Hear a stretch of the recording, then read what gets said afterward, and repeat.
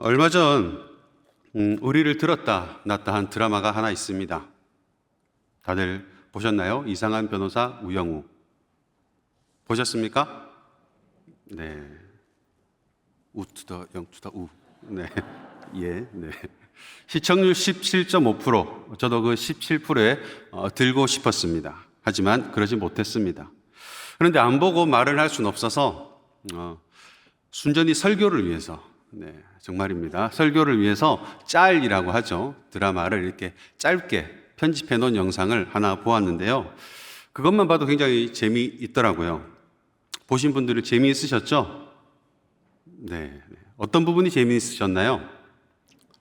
자폐인과 정상인의 사랑, 그것도 재미의 한 요소이긴 했지만 가장 최고의 재미는 바로 법정신이었죠. 누가 봐도 범인이었는데 알고 보니 피해자였고, 또 누가 봐도 범인이 아니었는데 알고 보니 범인이었음이 드러나는 장면. 생각만 해도 너무 통쾌합니다. 어떻게 이런 일이 발생했나요? 저 사람이 범인인 것 같습니다. 이렇게 이야기하면 됩니까? 그렇게 이야기하면 되나요? 모르시나요? 그렇게 이야기하면 안 되죠. 무엇이 필요한가 하면 바로 증거가 필요합니다. 그래서 변호사나 검사들이 아주 바쁘게 뛰어다니면서 찾아내는 것이 바로 증거입니다. 왜냐하면 재판장에서는 그 누구도 심증으로 말하는 것이 아니라 또 누구에게 들었던 말 가지고 저 사람이 범인이라고 하던데요 라는 말로 할 수 있는 것이 아니라 명확한 증거로 말해야 되기 때문이죠. 드라마니까 그렇습니까? 아닙니다. 실제로도 그렇습니다. 제가 잘 아는 분이 전세 사기를 당하셨습니다. 진짜 범인은 이미 보증금을 다 챙겨서 도망갔죠. 그러다 보니 이분이 모 은행과 남은 보증금을 놓고 법정에서 공방을 벌이게 됩니다. 그런데 재미있는 점은 이 재판과 관련된 대부분의 사람들이 이 분 역시나 피해자라는 사실을 알고 있다라는 겁니다. 하지만 그럼에도 불구하고 뭐합니까? 증거가 없는데요. 결국 이 재판에서는 지게 되었습니다. 억울했을까요? 엄청 억울해 하더라고요. 한동안 힘들었다고 합니다. 그런데 사실 이런 재판에서는 좀 져도 됩니다. 물론 물질적으로 또 심적으로 타격은 있었습니다. 꽤 오래 가긴 하시더라고요. 하지만 지금도 그럴까요? 그게 한 5년 전 일입니다. 5년 전 일인데 지금은 추억 삼아 이야기합니다. 와, 그때 힘들었다면서. 그때 자기가 판사를 직접 대면해 봤던 일이 너무나 두렵고 떨렸다면서 추억 삼아 이야기하시더라고요. 그리고 이 일을 계기로 인생에 있어서 굉장히 큰 깨달음도 하나 얻으셨다고 하십니다. 그렇기 때문에 이런 일이 안 생기면 참 좋겠지만, 그리고 만약에 생긴다면 무조건 이겼으면 좋겠지만 져도 됩니다.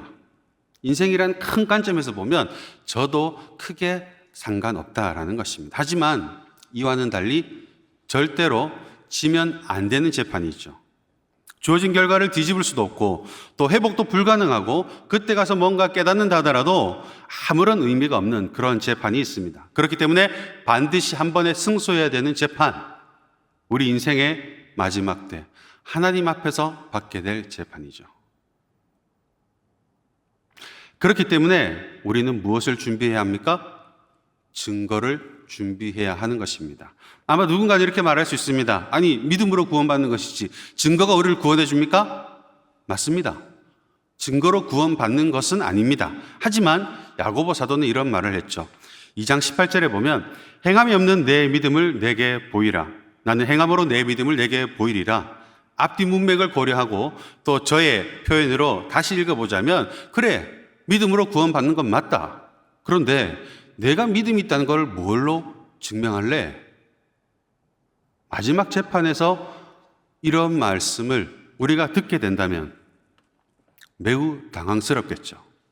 그러니 재판에 이기기 위해서 검사나 변호사들이 아주 열심히 증거를 준비하듯이 우리의 전 인생을 걸고 우리에게 있는 믿음이 진짜임을 증명할 수 있는 믿음의 증거를 준비해야만 하는 것입니다. 그래서 바울은 오늘 본문에서 세 가지를 권면합니다. 첫 번째, 27절에 보면 그리스도의 복음에 합당하게 생활하라, 이렇게 권면하죠. 생활하라. 생활하라. 이게 무슨 말일까요? 먼저 생활하라로 번역된 이 단어의 원어적인 의미는 정치하라는 의미의 단어입니다. 정치하라. 그런데 이 단어는 적어도 빌립보 시민들에게는 아주 특별한 의미가 있는 단어였는데요. 그것은 바로 시민권이라는 의미입니다. 시민권. 자, 이 편지가 빌립보 성도들에게 쓰인 편지이니만큼 그들의 이해를 따라서 오늘 본문을 다시 읽어보면 이렇게 되겠죠. 시민권자답게 살아라. 시민권자답게 살아라. 빌립보 교인들은 무슨 말인지 알았겠지만 우리는 잘 모르겠죠. 그래서 어떤 의미인지 정확히 알기 위해서 빌립보 시에 대해서 먼저 한번 살펴보면, 먼저 이 도시는 빈 땅 위에 세워진 도시가 아니었습니다.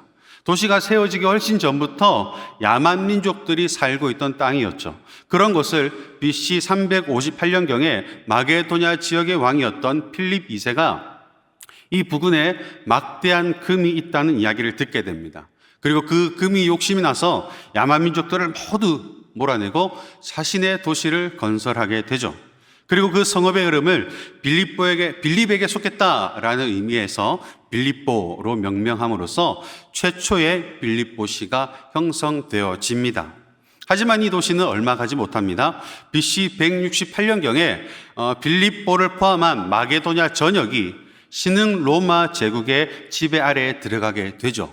그리고 BC 31년경에 옥타비아누스 장군이 로마의 황제가 되면서 빌립보는 이탈리아의 벗이라는 칭호를 받게 되면서 로마의 시로 공인받게 됩니다. 그리고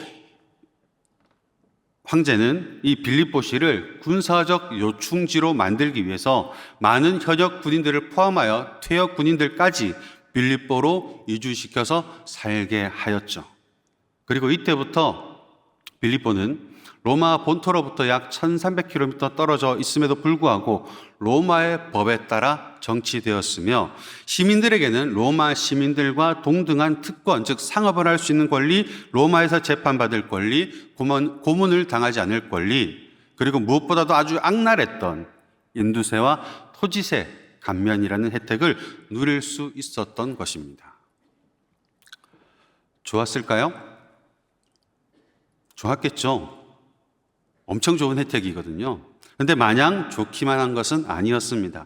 로마의 시로 인정받기도 어렵지만요, 그 자격을 유지하기 위해서는 몇 가지 조건들이 필요했는데, 첫 번째로는 근거리에 항구가 있어야 했습니다. 그리고 높은 도덕성과 그리고 정치적 안정, 그리고 사회 전반적으로 질서가 잘 유지되는 것은 물론 군사적으로도 질서가 잘 유지되어야만 했습니다. 그러니 이 빌립보의 시민들은 로마의 시민권이 주는 이 달콤한 혜택, 이것을 잘 유지하기 위해서, 계속해서 누리기 위하여 앞에 설명드렸던 그 모든 혜택들을 아주 열심히 필사적으로 지키려고 했고 또 결국 지켜내었습니다. 하지만 이것은 말처럼 쉬운 일은 아니었죠. 이쯤에서 우리가 기억해야 될 사람들이 바로 이 땅의 원래 주인들, 이들은 절대 신사들이 아니었습니다. 야만 민족들이었죠. 이들이 자기 선조들로부터 대대로 내려오던 그 땅을 뺏겼습니다. 가만히 있었겠습니까? 절대로 그럴 수 없죠. 고대에서는 땅이 절대적이었거든요. 그래서 호시탐탐 빌립보를 되찾으려고는 하는데 문제는 뭐냐면 자신들의 힘이 없어요. 심지어 빌립보는 로마의 시가 되었습니다. 그 로마를 대적할 힘이 자신들에게는 없는 겁니다.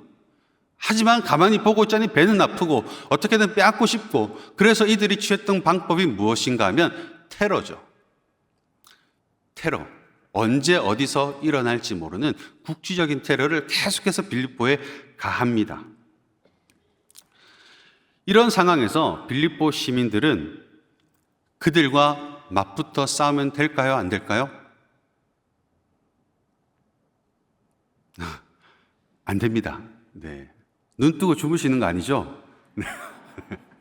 안 됩니다. 왜냐하면 그것은 곧 전쟁을 의미하는 것인데, 그렇게 되면 정치적 안정이 위협받게 되죠.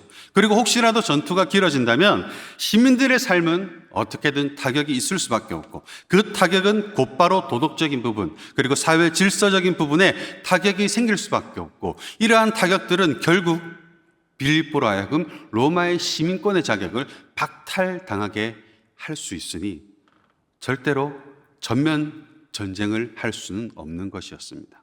그래서 이들이 할 수 있었던 유일한 행동이자 최선의 행동이 무엇인가 하면 효과적인 방어였습니다. 적들의 공격을 효과적으로 방어하기 위해서 어떻게 해야 되겠습니까? 잘 지켜봐야겠죠. 언제 어디서 뭐가 날라올지 모르니 잘 지켜봐야 됩니다. 그리고 어디 수상한 사람은 없는지, 수상한 움직임은 없는지 혹시라도 있다면 미리 조치를 취해야 되죠. 그래서 공격이 이루어지기 전에 막아내야만 했던 것입니다. 그런데 이렇게 한다고 모든 공격을 다 막을 수 있었을까요? 그러지 못했죠. 더러 성공하는 공격들이 있었을 것인데 이럴 때는 어떻게 했을까요?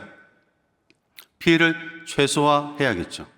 피해를 최소화하기 위해서 많은 노력을 드렸고요. 많은 시간을 드렸고요. 많은 재화를 드렸습니다. 왜? 그렇게 해서라도 그 공격이 그들의 삶을 흔들 수 없도록, 그들의 삶이 흔들리면 안 되니까 잘 수습을 했어야만 했던 것입니다.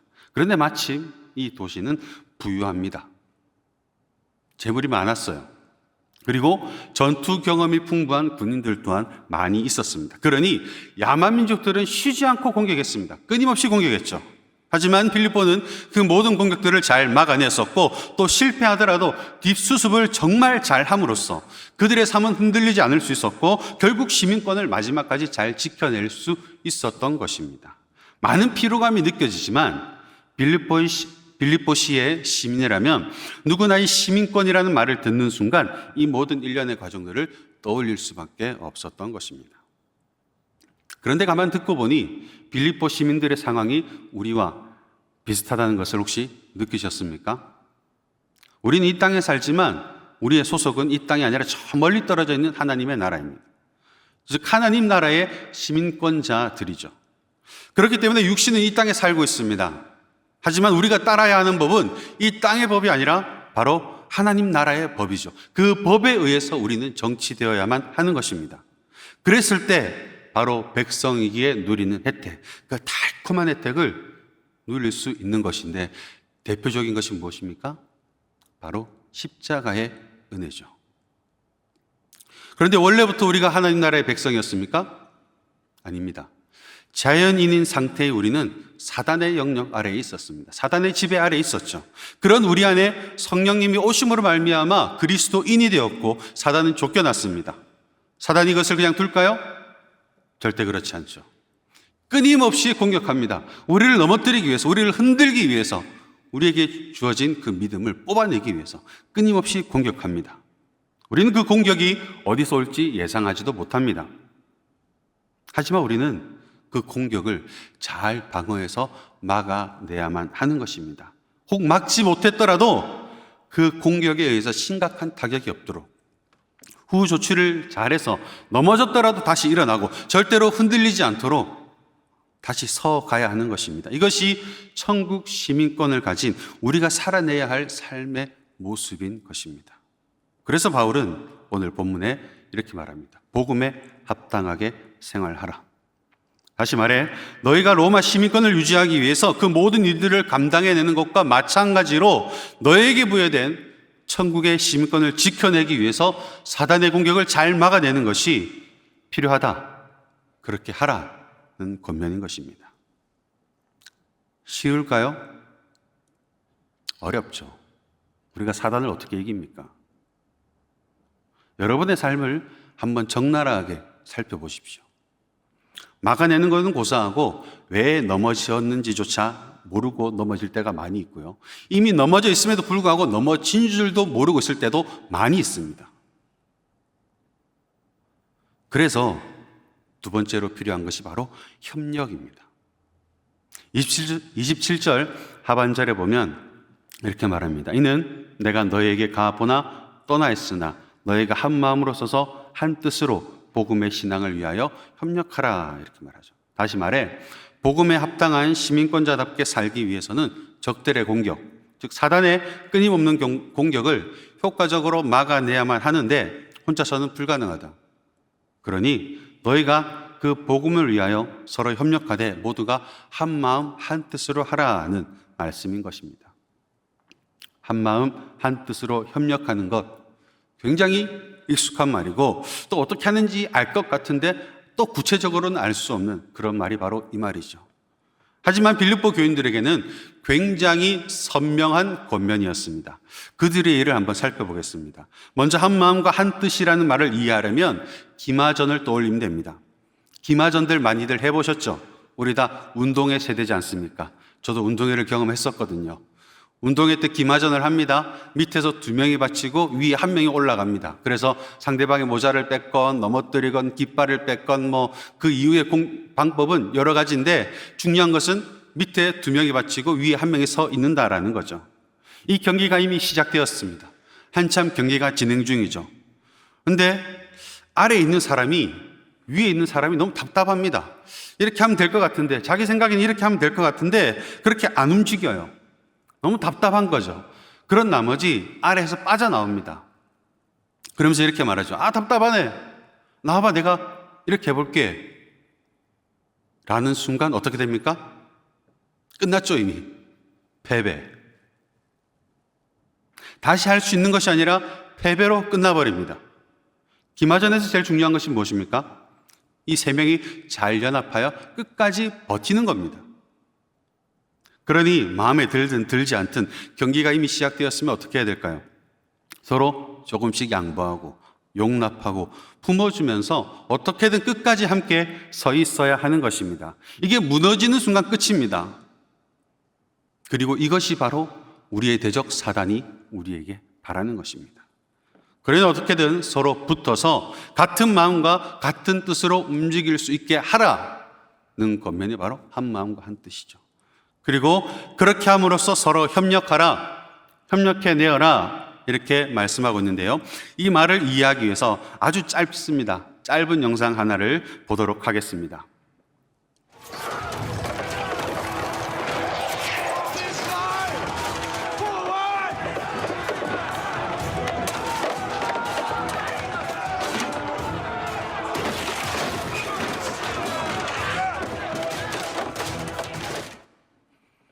네, 잘 보셨나요? 이 영상에서 사용된 로마 군이 사용한 전술은 로마 군인들의 대표적인 전술 가운데 하나인 테스투도라는 전술입니다. 그러므로 로마의 군인이라면 절대 모를 수 없는 전술이었고 군인들이 많이 살았고 군대 문화가 발달해 있던 빌립보 시민들 역시나 너무나 잘 아는 그런 전술이었겠죠. 그런 동네에 이 테스투도를 떠올릴 수밖에 없는 그런 설명을 합니다. 그럼 빌립보 시민들은 무슨 말인지 알아들었을까요? 못 알아들었을까요? 여러분들 말고 빌립보 시민들 말입니다. 알아들었겠죠? 여러분들은 잘 모르시기 때문에 제가 친절하게 설명해 드리고자 합니다. 먼저는 절대로 대형을 벗어나서는 안 됩니다. 기마전 때도 마찬가지였죠? 대형을 벗어나서는 안 됩니다. 옆에 사람이 마음에 들든 들지 않든 끝까지 함께 가야 됩니다. 왜냐하면 방패를 이렇게 붙이고 가는 거니까요. 방패를 아래 위로 쌓아서 적들의 공격을 무력화시키는 거거든요. 그렇기 때문에 대형을 유지하는 것이 굉장히 중요합니다. 대형을 벗어나는 순간 내가 죽는 것은 물론이거니와 공동체 전체를 죽음에 이르게 합니다. 그리고 두 번째로 무슨 일이 있더라도 대형을 유지하면서 옆 사람과 함께 가야 됩니다. 함께 가야 되는 것이죠. 옆 사람이 넘어지면 어떻게 해야 될까요? 왜 이렇게 다리가 부실해? 이러고 손가락질 하는 것이 아니라 바로 일으켜 줘야 됩니다. 손가락질 하는 순간 어떻게 됩니까? 역시나 대형은 무너지게 되겠죠. 영상의 마지막 부분에 보신 분들 계실지 모르겠습니다. 무거운 돌을 던져서 방패가 무너지고 대형이 흐트러지려고 하자 어떻게 했습니까? 옆에 사람이 상대방의 방패를 같이 들어주는 장면을 기억하신 분들도 계실 겁니다. 눈 깜빡할 사이에 지나갔기 때문에요. 네. 그렇게 함께 세워가야 되는 거죠. 또한 다른 사람들이 너무 느리게 갑니다. 옆에 있는 사람들이 너무 느리게 가요. 답답하다고 나 혼자 막 빨리 가면 됩니까? 그래도 되나요? 안 됩니다. 철저하게 옆 사람을 보면서 옆 사람과의 보조를 맞추어서 같이 가야 되는데 그러려면 누가 누구에게 맞춰야 되죠? 느린 사람이 빠른 사람한테 맞출 수 없습니다. 그렇죠? 빠른 사람이 느린 사람에게 맞춰야 되는 겁니다. 이것이 복음의 신비인 것입니다. 이 대응은 철저하게 방어를 위한 대응입니다. 공격할 필요 없습니다. 그렇기 때문에 싸움을 잘할 필요도 없고 저처럼 잘생길 필요도 없고 날씬할 필요도 없고 좋은 차도 필요 없고 박사학위도 필요 없고 다 필요 없습니다. 중요한 것은 모두가 함께 단 한 사람의 낙오도 없이 대응을 잘 지키며 공격 목표 지점까지 가는 것, 이것이 이 전술의 핵심인 것입니다. 한 사람의 낙오는 그 사람의 낙오만 아니라 속한 공동체 모두의 낙오로 연결될 수밖에 없습니다. 그러니 서로 함께 발 맞추어서 느리면 느린 대로 가는 것이 이 전술이 성공할 수 있는 비결인데, 바울은 빌립보 교인들로 하여금 이 전술을 떠올리게 하면서 교회인 너희도 이렇게 해야 된다라고 말씀하고 있는 것입니다. 그리고 바울이 빌립보 교회에 이렇게 권면하고 있는 이유는 빌립보 교회 내에 두 여성 지도자들로 인한 분쟁이 있었기 때문이었죠. 교회 내 분쟁은 왜 생길까요? 교회 내 분쟁은 왜 생기겠습니까? 누군가는 이렇게 말합니다. 아니, 이렇게 해야 되는데 저쪽이 자꾸 저렇게 하자고 하니까 저렇게 하면 안 되고 이렇게 해야 되는데, 그래서 교회를 위해서 싸우는 것이다. 죄송한데 착각이고 오해입니다. 교회의 주인은 하나님입니다. 믿으십니까? 동의하시죠? 네. 그렇다면 교회를 이끌어 가시는 주체는 누구실까요? 하나님. 그죠? 그러면 진짜 문제가 될 것 같으면 하나님께서 막으시지 않을까요? 그리고 설령 문제가 된다 할지라도 그것을 허용하셨다면 허용하신 하나님의 뜻이 있지 않겠습니까? 그런데 내가 나서서 막는다? 심지어 분쟁도 불사하고, 이거 정말 교회를 위한 것일까요? 아니겠죠. 오히려 하나님을 무시하는 행위인 것입니다. 그러므로 교회 내에서 일어난 모든 분쟁의 본질은 내가 하나님보다 낫다. 물론 본인은 그렇게 생각 안 하겠죠. 그렇게 생각 안 할지라도 이 문제의 본질은 내가 하나님보다 낫다라고 생각하는 착각에서 비롯된 교만한 행동인 것입니다. 이렇게 말씀하시지 않을까요? 야, 좀 비켜봐, 내가 할게. 그렇게 말씀하시지 않을까요? 그래서 야고보 사도는 야고보서 3장 14절에서 16절까지 이렇게 말씀하십니다. 우리 다 같이 한번 읽어보겠습니다. 시작. 그러나 너희 마음속에 독한 시기와 다툼이 있으면 자랑하지 말라. 진리를 거슬러 거짓말하지 말라. 이러한 지혜는 위로부터 내려온 것이 아니요 땅 위의 것이요 정욕의 것이요 귀신의 것이니 시기와 다툼이 있는 곳에는 혼란과 모든 악한 일이 있음이라. 다시 읽어보면 다툼은 땅 위의 것이요 정욕의 것이요 귀신의 것이다. 그러므로 다툼이 있는 곳에는 혼란과 악한 일만 있을 뿐이다. 그러니 설사 내 뜻과 조금 다르다 할지라도, 내 생각에는 이것이 더 나아 보인다 할지라도 조금 빨리 걸을 수 있는 내가 조금 느린 상대방에게 맞춰줘라. 그래야 목표 지점, 즉 하나님의 나라에 도달할 수 있다. 그러니 협력하라. 사단의 공격은 혼자서 절대로 막아낼 수 없다라고 말씀하시고 계시는 것입니다. 저는 화요여 제자반을 하고 있습니다.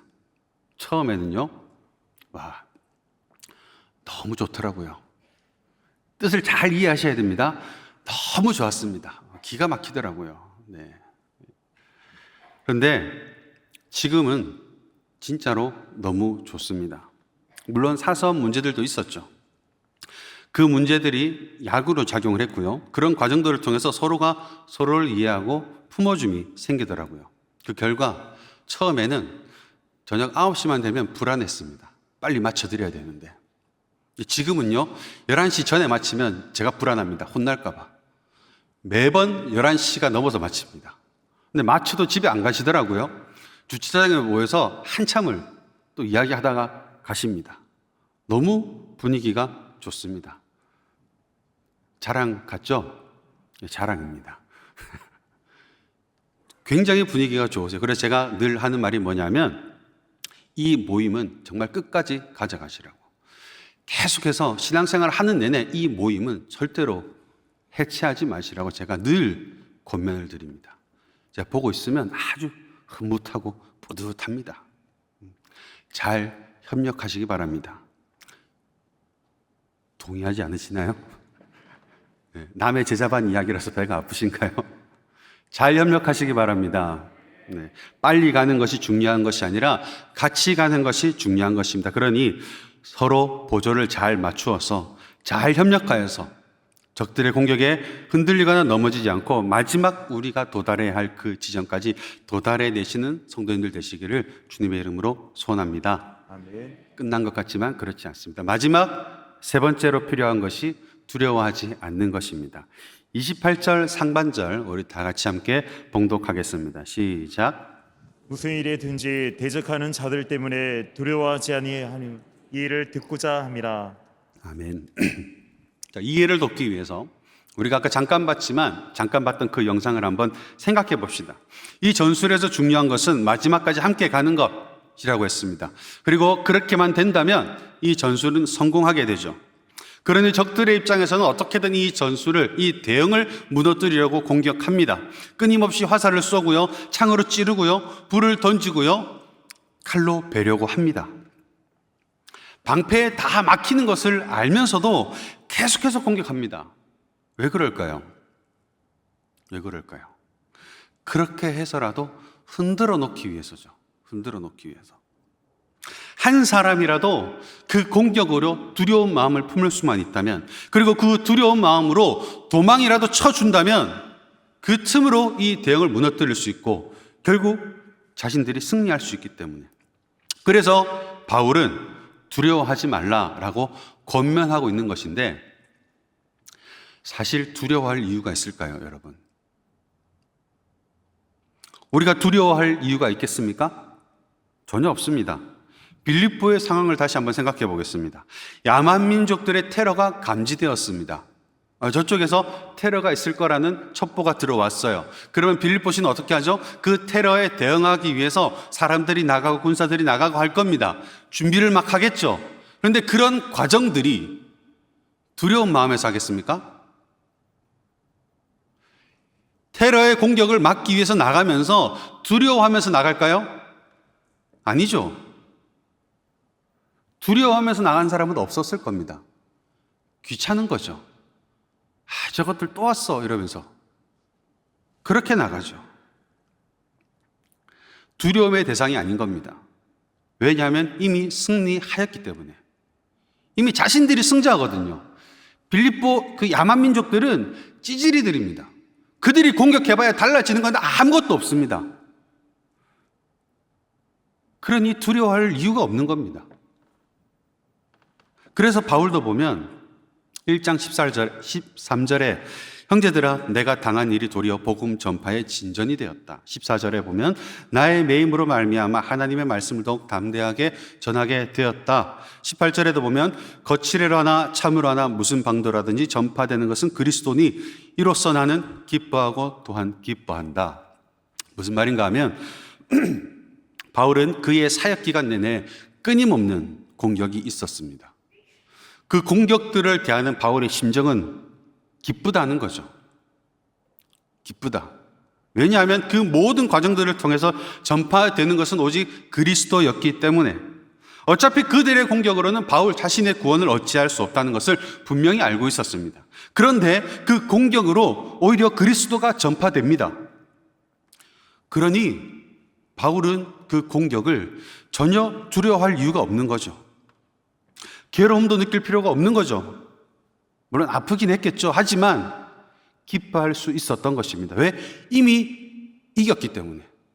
이미 자신이 승리자이기 때문에. 귀찮을 수는 있어도, 약간 피곤할 수는 있어도, 약간 아플 수는 있어도 그 공격을 두려워할 이유는 없는 것입니다. 그런데 왜 우리는 두려워할까요? 그런데 왜 우리는 두려워할까요? 무엇이 두려워서 타협하고 양보하고 또 그렇게 살고 있으면서 나는 타협하는 것이 아니다. 하나님의 이름을 위해서 양보하는 것이다. 궤변입니다. 사실이 아닙니다. 왜 이러면서까지 비참하게 우리에게 주어진 삶을 살아가고 있습니까? 세상을 두려워한다라는 것은 예수님께서 이루신 그 승리가 온전히 자기의 것이 되지 않았다는 말입니다. 그리고 이런 자들의 특징은 하늘에 소망을 두고 살아간다라고 말은 하지만 여전히 땅에 대한 미련과 욕망이 남아 있을 수밖에 없습니다. 그리고 땅에 대한 미련을 완전히 버리지 못한 사람은 어쩔 수 없이 땅을 바라보며 땅을 신경 쓰며 살아갈 수밖에 없고, 이런 사람들의 특징은 주변에 크고 작은 분쟁이 끊이지 않는다는 것입니다. 그런데 본인이 다른 사람을 힘들게 한다고 전혀 생각하지 않습니다. 다른 사람 때문에 본인이 늘 힘들다 말합니다.